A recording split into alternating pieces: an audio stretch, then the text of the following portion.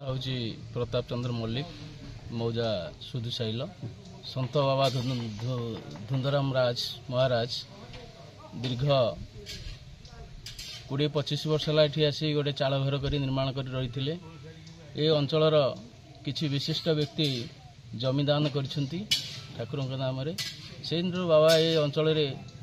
समस्त सहित सुपरिचित ये अंचल सुदुसाइल मौजा रहिले भी सुधा पूर्वपारी खेरस अंडे साई बड़बिली धानमंडल भितर ये जगटार समागम एठी प्रत्येक वर्ष धनु संक्रांति दिन पूर्णाहुतिर यज्ञ पूर्णाहुति हुए एठी 10,000 रु 15,000 ऊर्ध्व लोक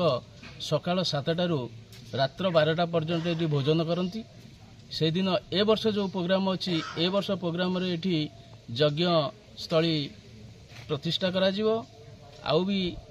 ग्रामवासी सहयोग अंचलवासी सहयोग ये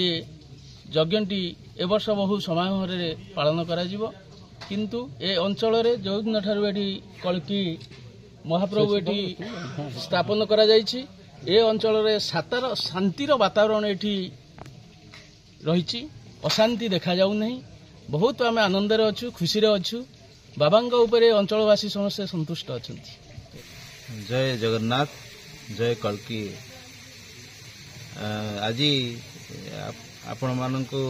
स्वागत जनाऊँगी समस्त कृतज्ञता जनाऊँगी जहाँ आमर सांबादिक भाई माने एठी आसी जो